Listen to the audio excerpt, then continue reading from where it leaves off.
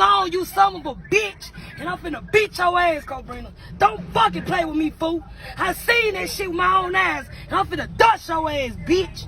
And I mean that. And I mean that, bitch. You been lying, ho. Imagine trying to leave someone you love, someone you've been with for 6 years, and they look you dead in the eye and text you, "Soon you will be dead, and I'll be in jail, and that's fine." Then they add, "I'm going for first degree, not second degree." Stamp that. Now imagine you have 4 children watching as that threat becomes reality. This is what happened to Corneshia Butler, a mother from Atlanta, Georgia. And today we're diving deep into a case that shows us just how broken the system can be when it comes to protecting domestic violence victims. But before we get into this heartbreaking story, if you're new to Mystoracrimes, please take a second to like this video, subscribe to the channel, and hit that bell icon so you never miss a case. We cover real stories about real people, and your support helps us continue bringing awareness to these important cases. Now, I'm also going to play a video later that was made by someone close to this case, so stick around for that. Trust me, you need to hear it. Let's talk about Corneshia Butler. She was a mother of 4 beautiful children. She had her whole life ahead of her, and for 6 years, she was in a relationship with a woman named Shakyia Perkins. Now, I want you to understand something right from the start. This wasn't just a relationship that went bad. This was a relationship that was violent from the beginning. We're talking about a pattern of abuse that lasted years, and Corneshia kept trying to make it work, probably hoping things would change, hoping Shakyia would change. But here's the thing about abusive relationships. They don't just get better on their own. They escalate, and that's exactly what happened here. Let me take you back to September 2021. Corneshia is trying to live her life, take care of her kids, probably trying to figure out how to get out of this toxic situation. On September 13th, 2021, Shakyia Perkins used her car as a weapon. Yes, you heard that right. She hit Corneshia with her car, then tried to push her off the road. When they separated, Shakyia hit Corneshia's car again. Can you imagine the terror? You're driving, try to get away from someone, and they're literally trying to kill you with their vehicle. 2 days later, on September 15th, Shakyia kicked in Corneshia's door so hard that it cracked the frame. Think about that. Your home is supposed to be your safe place, the one place where you can lock the door and feel protected. But for Corneshia, there was no safe place. Then came September 25th, 2021, and this is where things get absolutely insane. Shakyia set a fire that completely destroyed 2 of Corneshia's vehicles and damaged her house. 2 cars gone. Her home damaged. And you know what the craziest part is? Even after all of this, even after using a car as a weapon, breaking into her home, and committing arson, Shakyia Perkins was given a bond.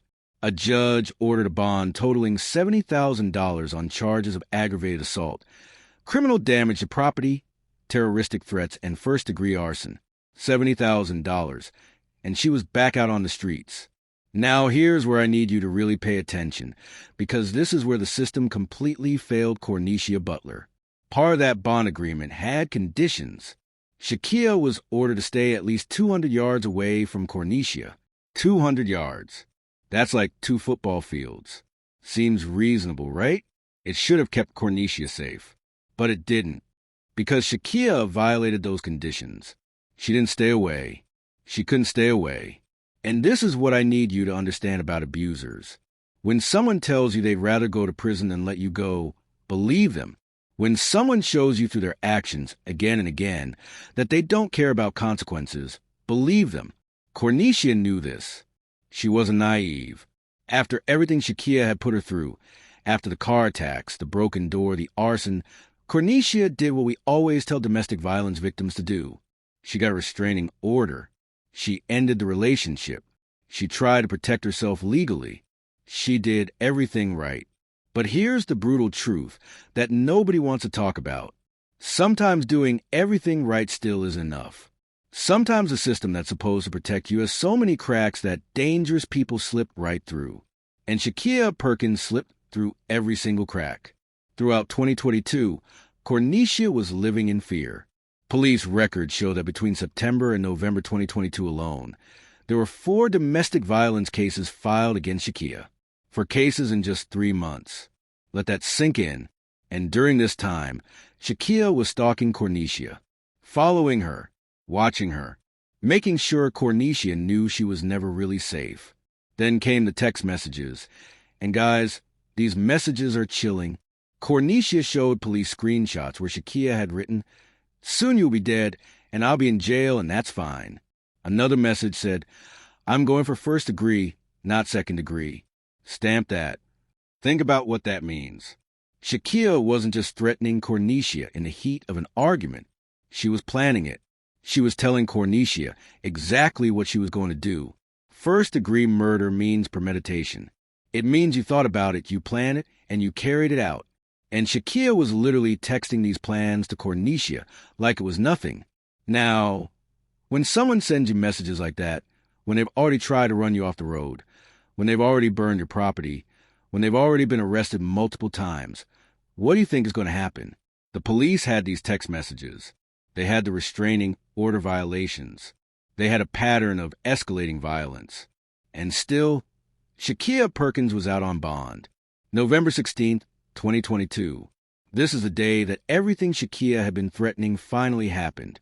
Corneshia Butler was with her 4 children, her babies, the people she had been fighting so hard to protect, to create a safe life for. And Shakyia Perkins showed up. She went to her car, retrieved a gun, and shot Corneshia Butler in the head, in front of her children. Let me say that again because I need you to really absorb this. For children watch their mother get murdered. For children will carry that trauma for the rest of their lives. For children lost their mother because the system failed to keep a known, violent abuser away from her victim. Video of a woman retrieving a gun moments before she murdered her wife. She's now pleaded guilty to the crime, and Channel 2 investigator Chief Meadows, who worked on this case, said something that stuck with me. He said he believed that if it weren't for the bail bond, Corneshia Butler might still be alive today. We would not want to see an individual get out on such a low bond, given the history between these two individuals. Think about that statement. A law enforcement officer, someone who works within the system, is openly saying the system killed this woman. He's saying that the decision to grant bond to someone with multiple violent charges, someone who had already shown she was willing to hurt Corneshia in every way possible, that decision cost Corneshia her life. After the murder, Shakyia Perkins was arrested and charged with first-degree murder, possession of a firearm, and cruelty to children. Finally, right? Finally, she's being held accountable for everything she's done. But here's where this story takes a turn that I honestly didn't see coming. For almost 3 years, this case moved through the court system. 3 years where Corneshia's family waited for justice. 3 years where those 4 children were growing up without their mother, waiting to see if the person who took her away would face real consequences.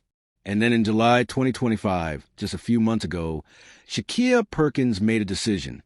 She pleaded guilty. She admitted to everything. She took a plea deal for life with the possibility of parole. Now, some of you might be thinking, wait, possibility of parole? After everything she did? And I hear you. But here's the thing about plea deals.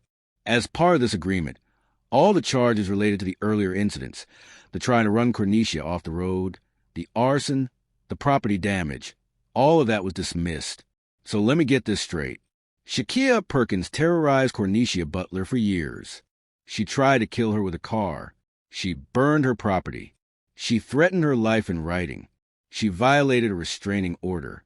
She stalked her for months. And then she murdered her in front of her children.